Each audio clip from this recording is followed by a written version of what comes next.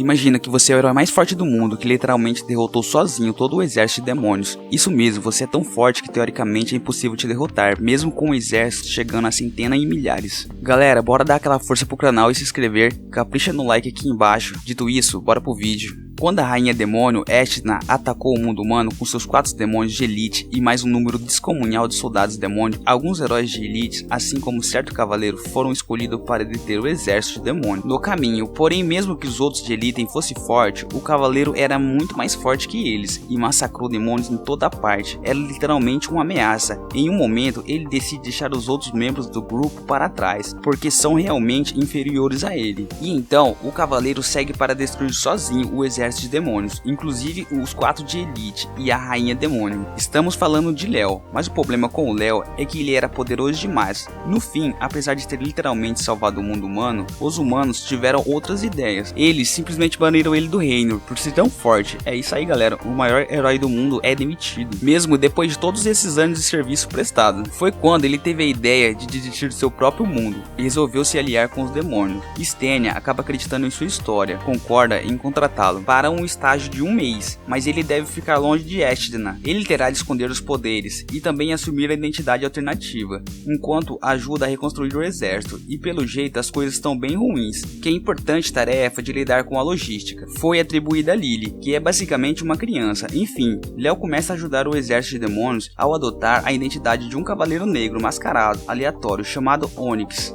Primeiro, ele resolve o problema de reabastecer o reator de mana. Aparentemente, Stenia sempre teve de lidar com essa tarefa sozinha, já que apenas o comprimento de onda dela é compatível com o reator. Ela atualmente está exausta de usar tanta energia, o dia todo, todos os dias. Felizmente, Léo cuida do problema imediatamente. Ele não apenas o restabelece, mas também faz com que o comprimento de onda mágica não seja mais um problema do reator de mana. É isso, qualquer um com mana agora pode cuidar da tarefa. E assim que o problema é resolvido, Léo cobra o beijo que Stenia prometeu a ele, se ele conseguisse cuidar do problema, mas deixa ele então envergonhado. Ele fica completamente vermelho. E então, como é comum nos animes, ela o golpeia ao invés de recompensar com o beijo. A próxima tarefa é fazer algo sobre as escassezes de comida e os outros equipamentos para as terras. Infelizmente, quem está por trás da logística é Lily, e isso é o problema. Ela tem falado para todo mundo apenas se divertir, em vez de fazer o trabalho. E então, Léo segue para o território do povo dragão para ajudar a resolver as coisas, já que são eles que fornecem a comida e as outras coisas para o exército. Ao chegar no local, ele fica impressionado por estar completamente bagunçado, tanto que até uma entrega leva mais de uma semana. Ele fala sobre isso com Lily para ver se ela tem alguma desculpa boa o suficiente, mas acontece que Lily não consegue evitar. Ela é imatura demais para isso, porém ela quer melhorar. É aí que Léo desenvolve um plano engenhoso para orquestrar um arco de desenvolvimento de caráter para Lily.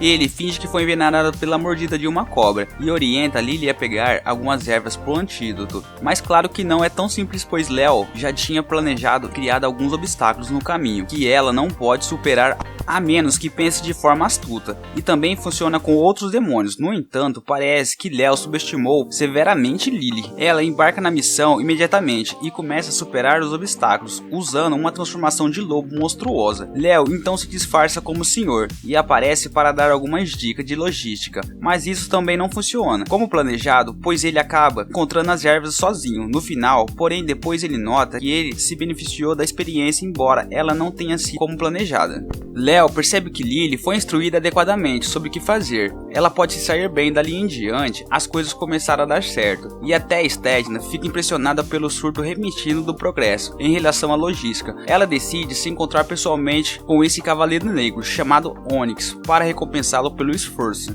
O jantar começa, e em um certo ponto, ela até tira o capacete dele, mas Léo muda seu rosto bem quando o capacete é removido, e agora que tá seguro, ele pergunta a Stenia por que ela negou que o herói Léo se juntasse ao exército. Essa pergunta irrita ela, mas ela dá uma razão surpreendente, meticulosa, pois acontece que a principal razão por invadir o reino humano é pela pedra filosofal, mas Léo não deixou ela nem chegar perto. Esse relato faz Léo pensar no motivo de ela querer a pedra, especialmente porque, até onde ele sabe, o poder da pedra é superestimado pelas massas, porém Esthna tinha uma razão nobre para isso.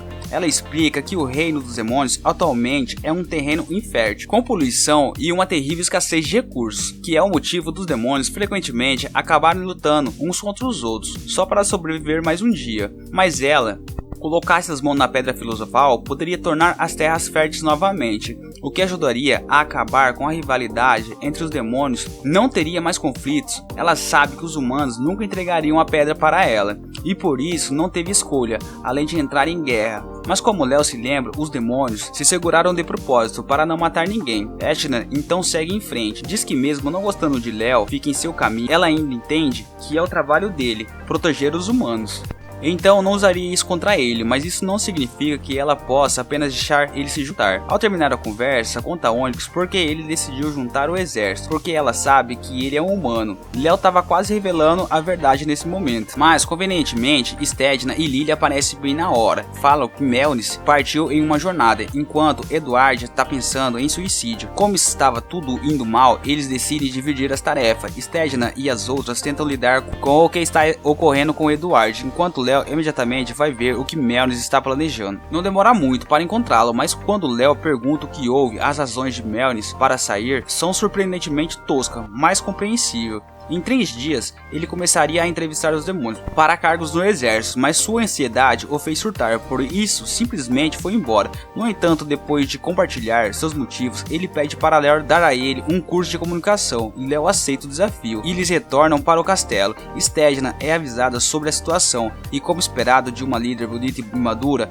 ela também entende perfeitamente a situação de Melnis. Edward, por outro lado, era um caso ainda mais difícil. Ele tentou se matar, mas sua pele de dragão o impossibilita que uma lâmina atravesse, o que deixa ele ainda mais depressivo. Felizmente, sua filha, chamada Juliette, está de olho nele, para garantir que ele não faça mais nada insano. Por outro lado, Léo faz Melnis se vestir de garçonete para servir os soldados no refeitório. Melnis não tem escolha além de se comunicar com os outros soldados, já que não tem outro jeito de fazer isso. Surpreendentemente, Léo revela que já foi um completo sociopata, mas conforme o tempo passou, ele aprendeu. Enfim, quando Melnis está lidando com um grupo de lobisomens malcriados, eles começam a tocar em Melnis. Isso irrita ele, que logo dá uma lição de disciplina e respeito. Essas experiências melhoraram bastante as suas habilidades de comunicação. Depois Melnis e Léo começam uma conversa, onde ele pergunta o verdadeiro motivo de Léo ter se juntado ao exército de demônios, pois ele sabe que Léo não está sendo honesto. Então Melnis revela um pouco mais sobre si mesmo. Ele na verdade é meio humano e meio demônio, que foi traficado na infância. Isso leva a desenvolver um grande ódio pela raça humana.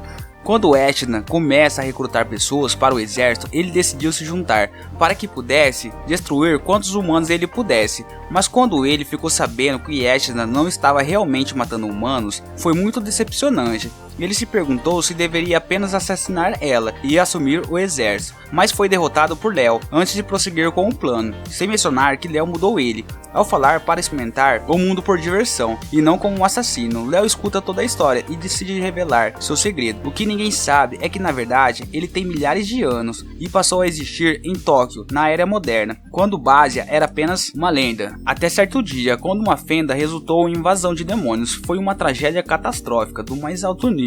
Durante esse tempo difícil, os cientistas trabalharam juntos para produzir geneticamente 12 armas biológicas que ficaram conhecidas como Demon Riders. Acontece que Léo é uma delas. Embora seja o único sobrevivente por milhares de anos, por isso tem protegido os humanos. Mesmo quando a civilização voltou para a era medieval, ele apenas continuou protegendo tudo. Enquanto finalmente Léo revela que quando os humanos o baniram de suas terras, isso o fez feliz. Todo esse tempo ele teve tão entediado e cansado de lutar que sua existência imortal se tornou uma maldição. Ele não podia se divertir porque tudo era tão chato e fácil para ele, mas a ideia de se juntar ao exército de demônios o empolgou.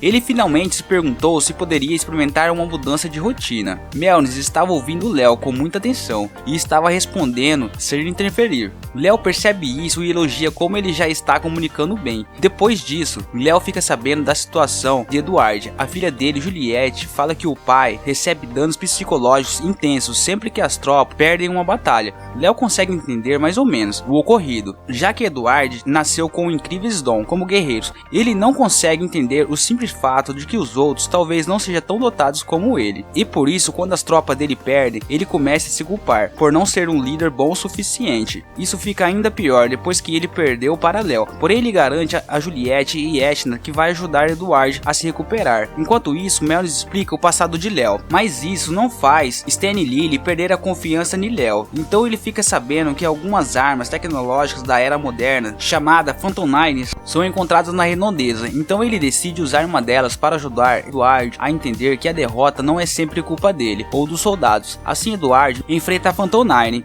e a complexidade da dinâmica da batalha, mas ele quase o derrota graças às instruções de Léo. Porém, a Phantom Nine não era brincadeira. Quando ela prevê a própria derrota, ela chama os outros para se reunirem contra Edward. Assim, ele entende que não pode julgar seus soldados através de seus próprios padrões, já que ele também precisou da assistência contra um adversário que não podia derrotar. Então, ele se desculpa com as tropas. Enquanto Stedman expressa como destruir esses robôs foi divertidos, até a rainha do demônio precisa desestressar de vez em quando. Agora, o Cavaleiro Negro, Onyx, promovido por ter feito um trabalho tão bom desde que se juntou, Léo decide revelar logo sua identidade.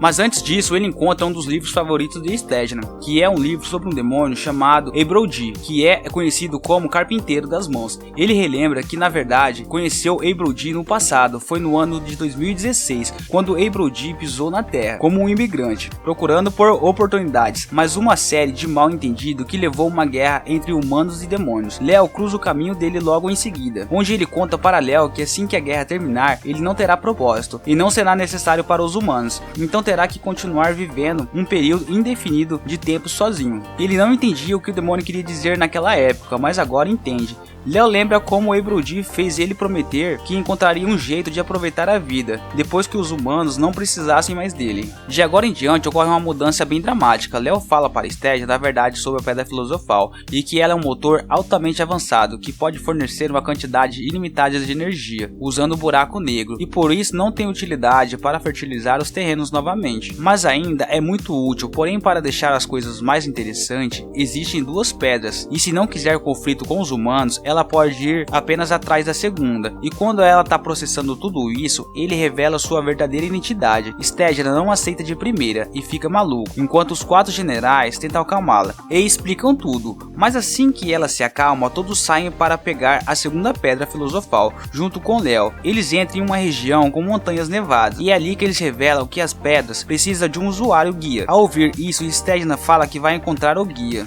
e então fazer a paz com os humanos ao ativar as 2 pedras.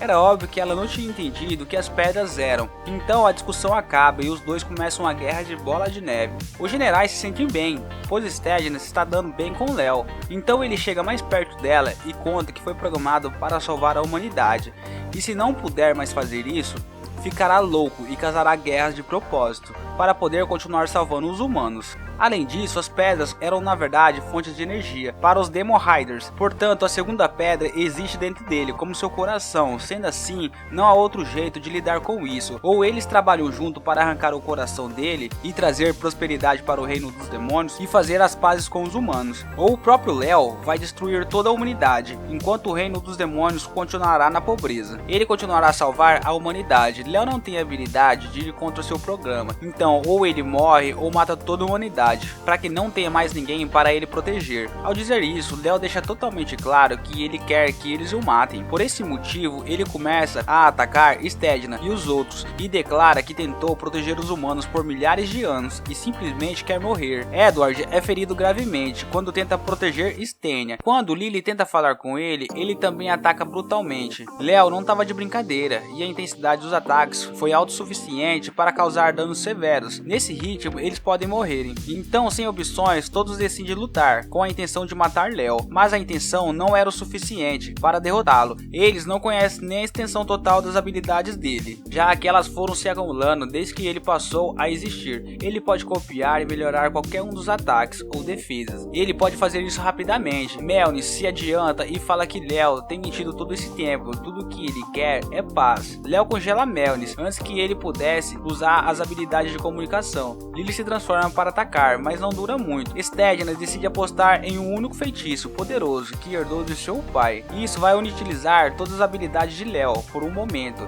e eles vão usar a oportunidade para acabar com ele. Porém, como Edward, Melny e Lily estão caídos, sobrou apenas Stenya para segurar Léo. Ela quase conseguiu, mas é derrotada bem quando Stedman iria soltar o feitiço. Mesmo assim, ele nem desviou ou rebateu. Léo simplesmente agradece a Stedman e recebe o feitiço completo, enquanto vê sua vida passando diante dos seus olhos. Ao passar dos anos, ele acabou percebendo que a única forma de sair desse ciclo seria a morte, mas também queria que outra pessoa dasse a pedra para que fosse usada para o bem. E durante a luta com Steadman, ele percebe que ela é a pessoa que está procurando. A partir dali, Léo derrotou ela e seu exército, e então se juntou ao exército para aprender mais sobre eles. Agora é conveniente que ela tire a vida dele. Ao fazer isso, também finalmente vai salvá-lo. Steadman percebe a felicidade nos olhos dele e manda os 4 generais matá-lo, enquanto ele está sem poderes. Isso os dá um tempo limitado, eles têm apenas 300 segundos para tirar a pedra ou ele morrerá com ela. Nesse momento, Steadman pergunta se ele tem algum arrependimento, mas Léo apenas pede desculpa por causar problemas. Ele não fala mais nada. Ao ouvir isso, ela se aproxima para retirar a pedra. E nesse exato momento, uma esperança pelo futuro faz ela mudar de ideia. Ela levanta e fala que Léo passou no período de experiência, e então ela quer contratá-lo oficialmente como seu embaixador.